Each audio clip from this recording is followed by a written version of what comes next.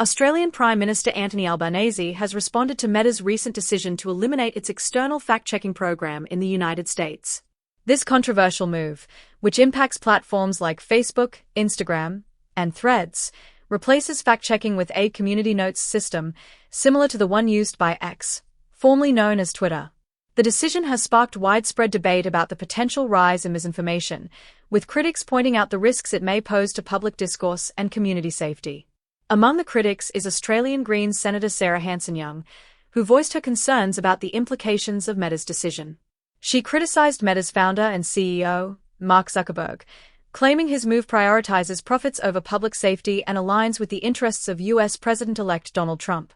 Hanson-Young also drew comparisons to decisions made by Elon Musk, suggesting that both Zuckerberg and Musk are enabling extreme and divisive voices to dominate online platforms. The senator expressed fears that these changes could exacerbate misinformation and disinformation, potentially influencing Australian politics. She warned that unchecked content moderation could amplify polarizing figures like opposition leader Peter Dutton while undermining the government led by Prime Minister Albanese. In response, Albanese emphasized the critical role of social media companies in maintaining social responsibility. He reiterated his government's commitment to Australia's national interests, particularly as it addresses the impact of social media on mental health.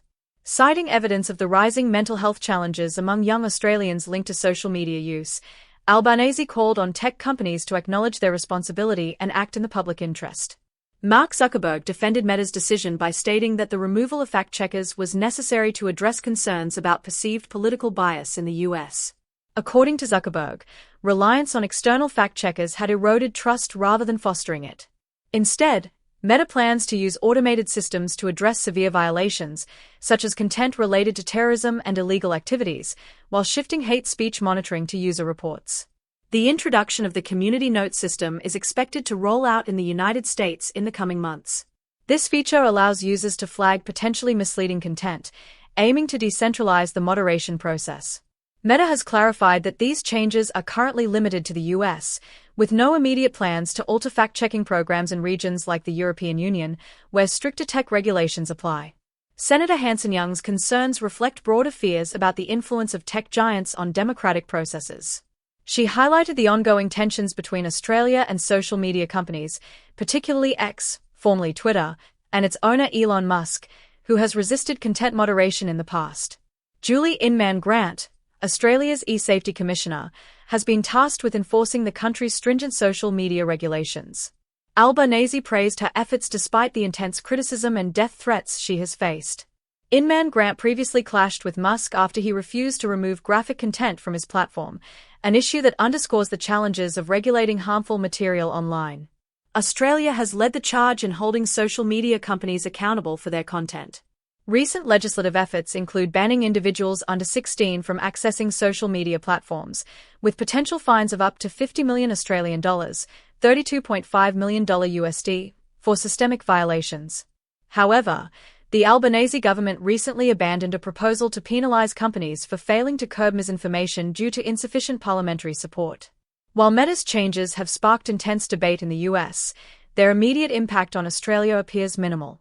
AAP Fact Check, an Australian fact-checking organisation, confirmed that its contract with Meta in Australia, New Zealand, and the Pacific remains unaffected.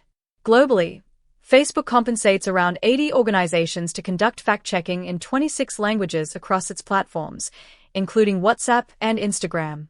Critics argue that Meta's decision to abandon fact-checking in the US signals a retreat from accountability in content moderation. Angie Drobnik-Holland, head of the International Fact-Checking Network, rejected Zuckerberg's claims of bias, stating that fact-checkers provide additional context and debunk misinformation rather than censoring content. She attributed Meta's decision to political pressure and warned of its negative implications for users seeking reliable information. Ross Burley, co-founder of the Center for Information Resilience, described Meta's decision as a step backward at a time when disinformation is evolving rapidly. He urged social media platforms to remain vigilant in their content moderation efforts, particularly as harmful content continues to pose significant risks to society.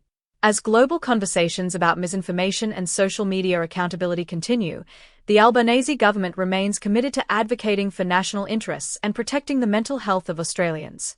Albanese reiterated the importance of social responsibility among tech companies, urging them to act in the best interests of their communities. Thank you for joining us today. If you found this discussion insightful, don't forget to like, subscribe, and stay tuned for more updates on the stories shaping our world. See you next time.